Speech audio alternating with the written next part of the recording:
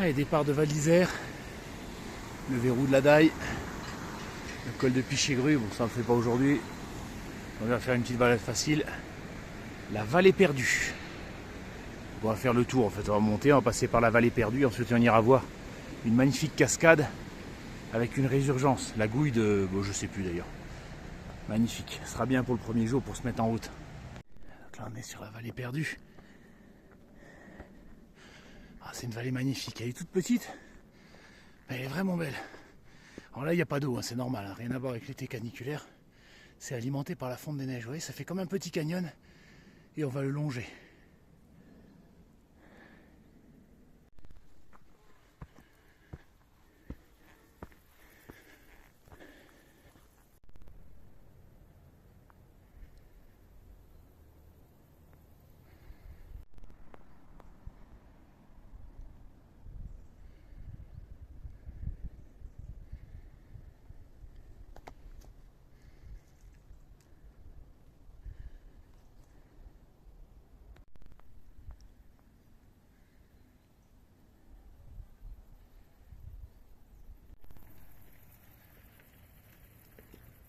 Bon là c'est le village perdu.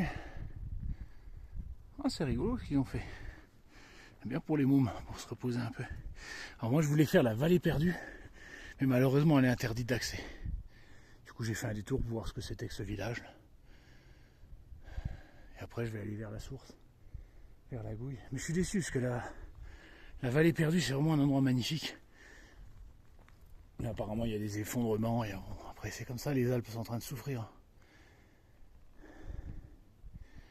Bon, moi j'ai vu ce que c'était que ce fameux village. Ah, vous emmenez les mômes ici, ils s'éclatent. Hein. Ça fait penser un peu à Peter Pan. Allez, on va retourner sur le GR5. Voilà, on sort du village perdu. Ah, c'est beau là. Faites attention par contre, il y a plein de chemins de bike park. Hein. Ne vous trompez pas, suivez bien les sentiers pour la randonnée. Sinon, vous allez vous prendre un vélo en pleine face. Une vue magnifique sur le col de Pichegru et le verrou de la Daille. Là aussi, il y avait un beau chemin qui longe vraiment le long d'une falaise, mais il est fermé depuis 2006. 2026, donc juin 2026, qu'il y a des effondrements. C'est vrai que les Alpes souffrent beaucoup. Voilà, c'est beau. Il faut s'imaginer que le glacier, avant, il allait jusque là. C'est le glacier qui a creusé ça. Bon, après, je parle d'il y a 11 000 ans. Hein. Et avant, à cette époque, les Alpes, c'était un immense inlandis. Là, on était dans la glace encore. On était dans la glace partout. Ici, on est à la croisée des chemins. Il y a plein de sentiers de vélo, de randonnée. Voir le Trifoulet. Hein. Allez-y, c'est vachement sympa si vous voulez boire un coup. Allez, la vallée perdue, on reprend. Ça va, on est dans la vallée perdue à nouveau. En fait, c'est juste une petite section qui a été fermée. J'ai eu peur. Regardez-moi comme c'est magique. Sculpté par l'érosion.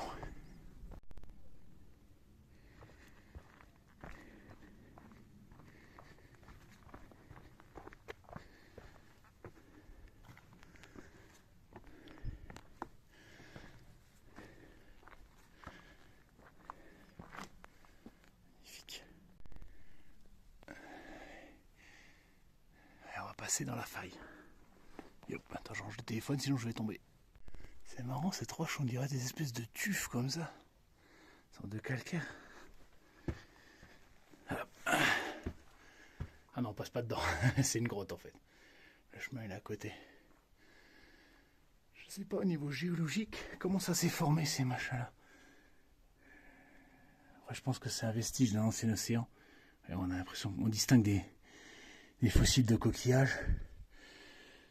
C'est de l'ancien sable qui a été comprimé, je pense. C'est vrai qu'autrefois les Alpes n'existaient pas, c'était un ancien océan, l'océan Tétis, qui ensuite s'est refermé au fur et à mesure que l'Afrique s'est rapprochée de l'Europe. Et après, du coup, les fonds océaniques se sont soulevés. Et des fois, on peut voir comme ça des coquillages à 2000 mètres d'altitude. Ah, il y a un autre passage. Ouais, je pense que c'est des tufs. Voilà, c'est C'est un mélange de sable, de coquillages comprimés, quoi. Là. Et après, ça fait une espèce de roche friable. Allez, ça fait comme du sable. Ouais, c'est beau, ça fait comme une petite grotte.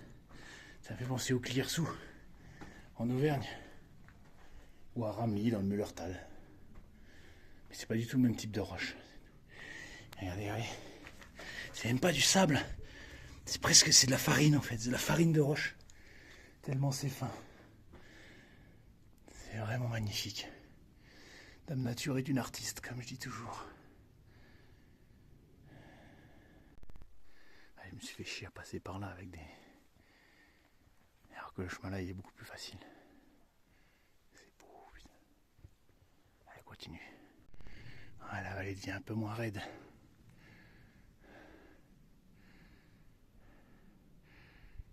Si vous fouillez un peu, vous pouvez trouver 2-3 coquillages. Bon, des tout petits. Hein.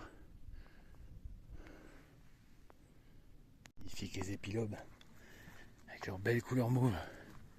Je le dis à chaque fois dans mes vidéos, mais on peut en faire un miel de ce truc-là. Mais un miel extrêmement rare. Oh, ça tient beau là.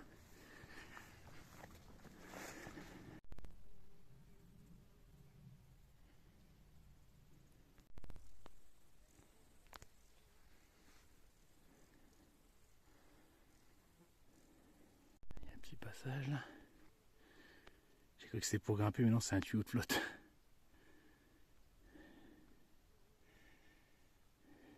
Voyons ce qu'on a là.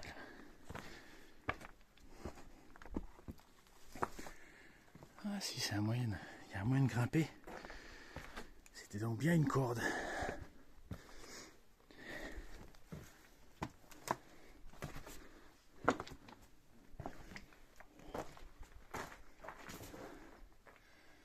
Et on peut passer de l'autre côté. Ok. Alors par contre, la solidité de la corde, je la connais pas trop. Hein. Je tente le coup ou pas? Ouais. Elle a l'air quand même assez effilée par endroits. Allez, on va pas tenter le diable. Sinon je l'aurais fait, mais non. Comme je dis toujours, faut pas mourir pour une photo non plus. Hein. Quel calme.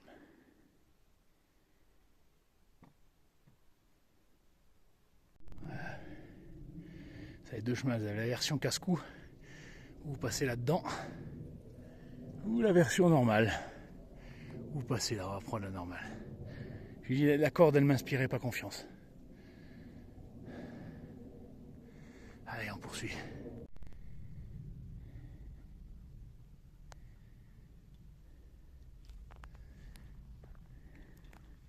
C'est tellement beau, j'arrête pas de prendre des photos et vidéos. Du coup, j'avance à 2 à l'heure. Il faut vraiment faire attention parce que c'est comme de la farine sous les pieds. Ça glisse quand même pas mal. Pouah, comme on en prend plein les yeux.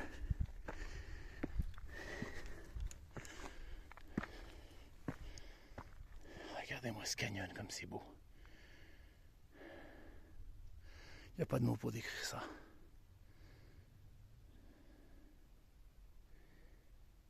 Et vous voyez, on voit la corde là, juste ici. Donc on passe là et on revient là. Ouais, par contre les tags là, c'était peut-être pas nécessaire. Putain, même dans un endroit paumé comme ça, il y aura toujours un crétin avec sa bombe de peinture. Putain, je te jure, comme s'il n'y avait pas assez de mûrure.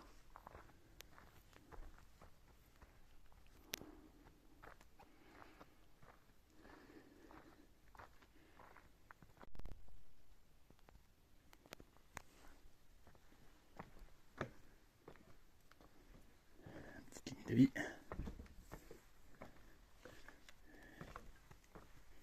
Après en bas on peut marcher. Oui, ça vient des glaciers ça. Cette espèce de poudre de roche. Bon, après ici il n'y a pas de... Oh là là. Ah, je vais me taire, c'est trop beau pour que je parle. Donc ici, même si vous êtes dans un canyon, il n'y aura pas d'inondation en été. Hein. Ce canyon-là, il est alimenté que par la fonte des neiges au printemps. Donc quand il n'y a plus de névé, bah, il n'y a plus d'eau, point final. Quoi. Quand il pleut, ça ruisselle un peu, mais vous ne vous ferez pas emporter. Quoi.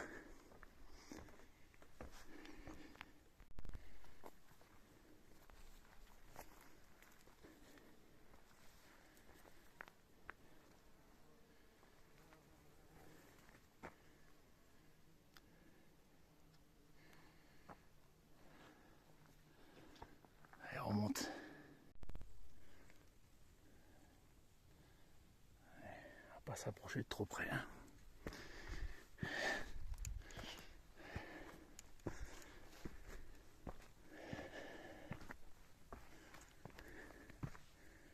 Magnifique. Ici, c'est un vrai canyon.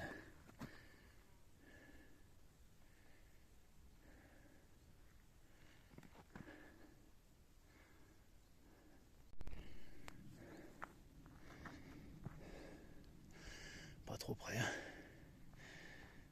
Ça donne vraiment envie d'aller marcher en bas et de voir la vallée, c'est magnifique. Mais ne le faites pas. Hein.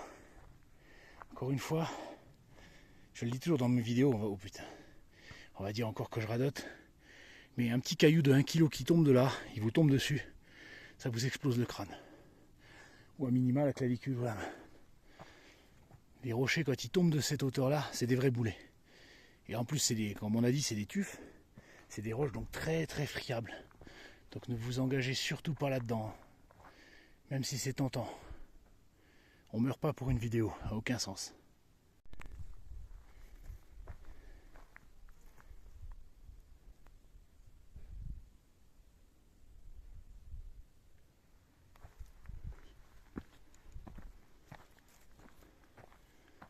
Ah, le petit pont qui enjambe la faille. Bon, si on regarde là, on voit à travers. On voit pas trop avec l'écran. Et ça fout bien les jetons. Hein. On se rend compte de la hauteur.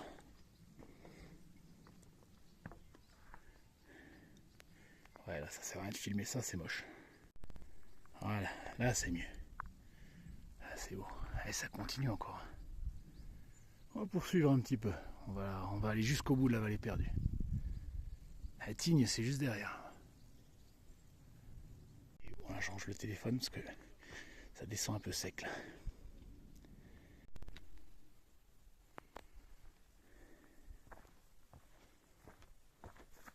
Ah, il y a une carcasse d'animal. Oh, ça c'est une vache ça.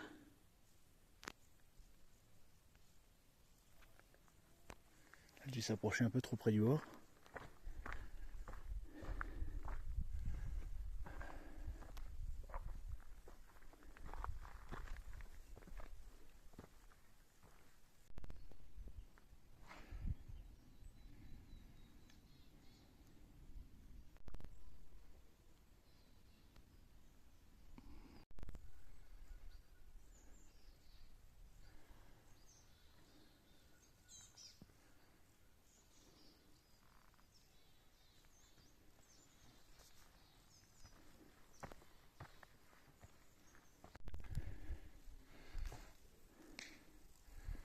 Je pense qu'on arrive à la fin. Après c'est moins raide. Et voilà, c'est fini pour la vallée perdue. Avec le col de Pichegru qui nous regarde. Alors ça, le sommet derrière, je crois que c'est la Santenina ou un truc comme ça. C'est un nom italien.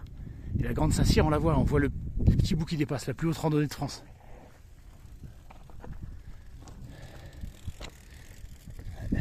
C'est le vélo. Donc là par contre, faut pas aller. Oui, ça induit en erreur parce qu'il y a une petite trace jaune. Tu dis que c'est une randonnée, mais non, c'est un bike park. Là, tu vois, tu peux prendre un vélo en pleine face. Quoi.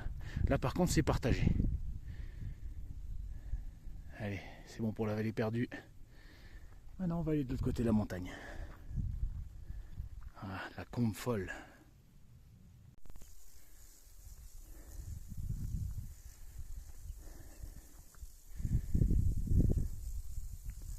Voilà, là, on voit bien la Grande Sassière avec sa pointe.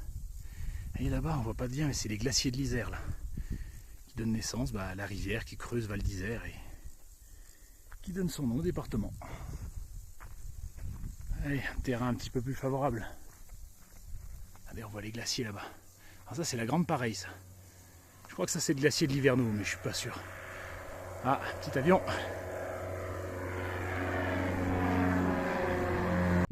Ah, donc la Grande Pareille, elle est un peu à droite. En fait, ça, c'est le dôme de la Sachée. Et donc ce glacier-là, ça s'appelle le glacier suspendu. Voilà. Je me suis trompé. Ça, c'est le glacier de Plan, je crois, si je ne me trompe pas. Voilà. Magnifique. Et regardez la Grande Sassière, comme elle est belle. Il y un glacier derrière, le glacier de la Grande Sassière, on ne le voit pas là. Donc la plus haute randonnée de France, c'est celle-là. Alors, la pointe finale, elle est costaud, j'ai déjà fait. Et là, on est sur le point le plus haut de la journée. Maintenant, on va descendre vers la Combe-Folle, vers la cascade et la source. Et là, ça, c'est la route qu'on prend en voiture. Et le parking, il est là, de la Grande Sassière. Et en fait, on monte par ici, et on fait tout le tour de la crête pour arriver jusque là. Mais c'est un aller-retour, il n'y a pas de boucle. Il y a un endroit, c'est à peu près par ici, sur la deuxième partie, où c'est vraiment tout rouge, on a l'impression d'être sur Mars. C'est vraiment une belle randonnée, mais c'est costaud. Par contre, si vous voulez la faire, le parking venait très tôt le matin, parce que c'est encore plus fréquenté qu'à l'époque où je venais. C'est devenu le Disneyland de la montagne, quoi, donc, avec les réseaux sociaux. Donc si vous arrivez à 10 h du matin, il n'y a plus de place, hein, vous ne vous garez plus.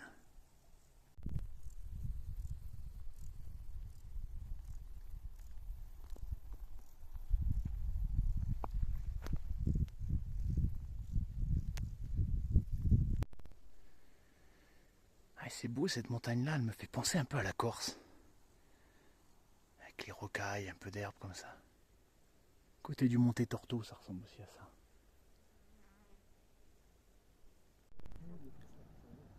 Après, tu vois deux fois la plus belle vue en haut.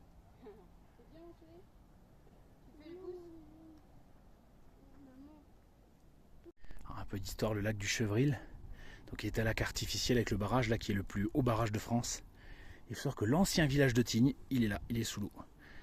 Il y a même un pont qu'on voit au printemps quand il vide le lac, qui se trouve là. Il y avait une ancienne église qui a été dynamitée et qui a été reconstruite.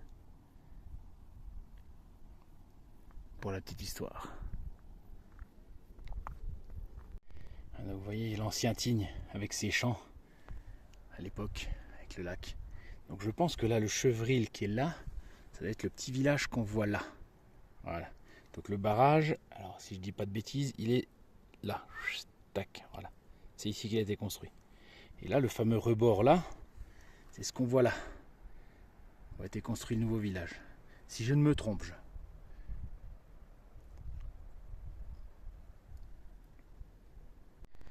Donc là, on est dans un couloir d'avalanche. Et c'est pour ça qu'il n'y a pas d'arbres. Tous les ans, c'est par là que la neige elle passe et elle arrache la végétation. Donc il n'y a que les petites fleurs et les arbres souples qui résistent. Ah, la digue des Salins.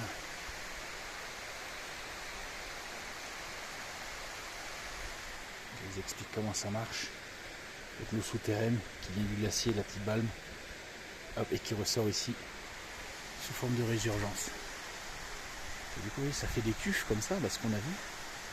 Là, c'est dû au calcaire qui est dissous dans l'eau et qui ensuite se refait, comme dans les grottes. Donc tout à l'heure, j'ai peut-être dit une connerie, vous voyez.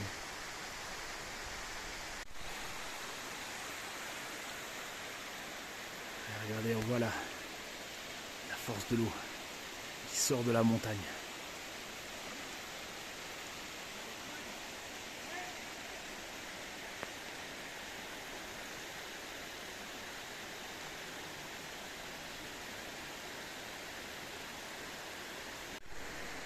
Je pense qu'ils élaguent les arbres. Maintenant, on va aller à la cascade qui se trouve en dessous.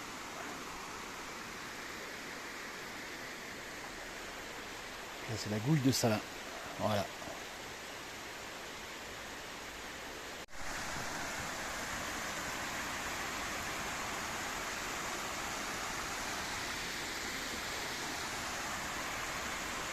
Sur la petite cascade là, on voit bien les tufs. Vous voyez ? Donc la formation des tufs, c'est ça. C'est pas ce que j'ai rencontré au début de la vidéo. Pourtant, j'étais sûr de moi. Comme quoi, on en prend tous les jours. Vous voyez que le calcaire là, apporté par l'eau, au fur et à mesure qu'il sort de la montagne, il fait une espèce de boule, une espèce de roche, voilà, comme les stalactites, les stalagmites. Ensuite, quand la source s'arrête, avec l'érosion, ça se creuse et ça fait les formes magnifiques de la vallée perdue qu'on a vue. Donc la cascade, elle est là-bas, hein, la cascade de Salins. Celle-là, elle n'a pas de nom, mais elle est jolie aussi. Ouais, par contre, le ciel, il est moche. Hein. Je pense que dans 2 heures, je vais prendre la pluie sur la gueule.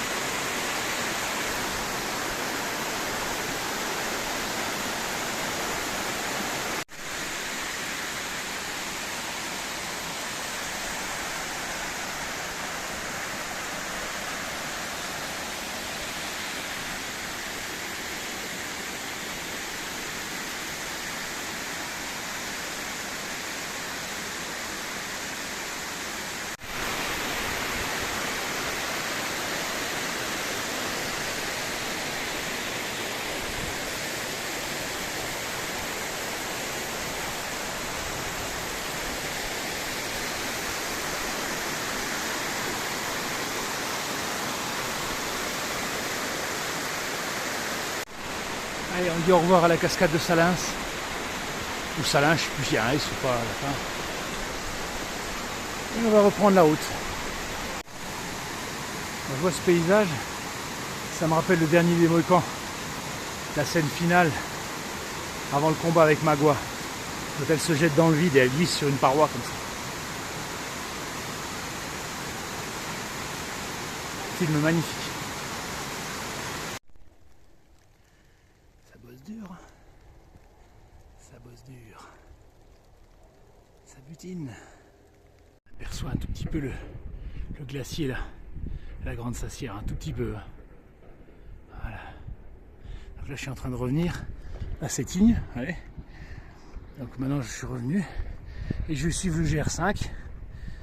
Et je vais reprendre le même chemin qu'à l'aller. Donc GR5 il traverse la France du nord au sud en passant par l'est. Il passe aussi par les Vosges, donc si vous êtes dans le GR5 par les Vosges, vous suivez au sud et au nord, vous allez tomber ici. Bon, pas tout de suite, hein. Comptez bien 2 semaines de marche quand même.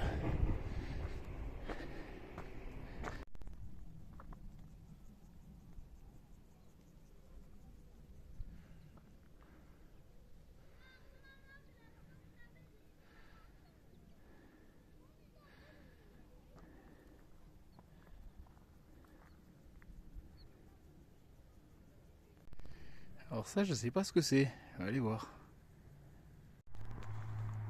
Alors c'est marqué Caroline et Olivier, il n'y a rien d'autre marqué. C'est un autre pour rendre hommage, je sais pas, 2 personnes qui sont mortes ici. Aucune idée.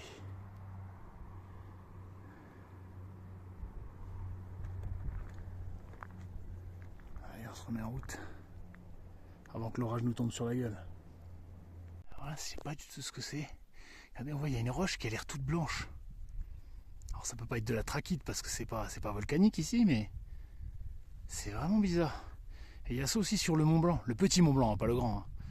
Et on voit ces espèces de roches très très blanches. Et je sais plus du tout ce que c'est. Ça ressemble pas à des tuffes non plus. Bon, je me renseignerai si quelqu'un a la réponse, hein, qu'il me le dise en commentaire. Et voilà, on a fait le tour. Hein, on revoit les glaciers de l'Isère là-bas. Rappelez-vous, on était monté par là-bas, parce que Val d'Isère c'est tout en bas. On avait fait la vallée perdue et on est passé par ici, entre les 2 rocs, et on est descendu. Et là on a fait tout le tour, jusqu'à Tignes, on est revenu. Donc là maintenant, je vais descendre là, et après je reviens par le même chemin. Voilà, c'est fini pour aujourd'hui. J'espère que ça vous a plu. Et demain, je pense que j'irai monter par le passage de Pichegru là derrière. Ce sera très beau aussi.